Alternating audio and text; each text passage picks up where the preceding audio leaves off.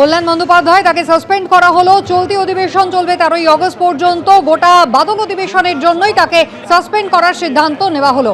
এর আগেও কিন্তু কাকলি ঘোষ দস্তিদার অভিযোগ করেছিলেন, তখন তিনি তৃণমূল কংগ্রেসের সাংসদ ছিলেন। মহিলা সাংসদদের সঙ্গে কুরুচিপূর্ণ ব্যবহার, এমনটাই অভিযোগ ছিল কল্যাণ বন্দ্যোপাধ্যায়ের বিরুদ্ধে। আর এখন বিদ্রোহী তৃণমূল সাংসদ কাকলি ঘোষ দস্তিদার, এনসিপিআই এর বর্তমান সাংসদ, তিনি লিখিতভাবে তিনি স্পিকারের কাছে লোকসভায় অভিযোগ দায়ের করেছেন। মহিলা সাংসদদের সঙ্গে দুর্ব্যবহার করেছেন কল্যাণ বন্দ্যোপাধ্যায়, অসংসদীয় ভাষার ব্যবহার তিনি করেছেন, এমনটাই অভিযোগ করেছেন কল্যাণ বন্দ্যোপাধ্যায়।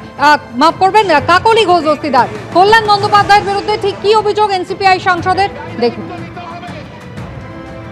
হোম মিনিস্টারকে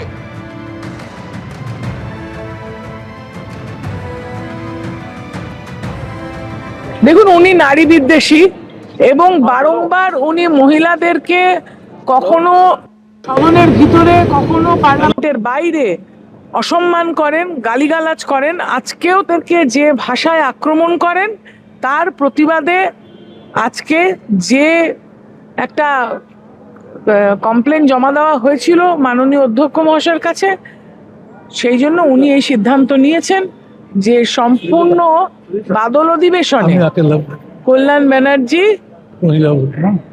সাসপেন্ডেড হয়েছে।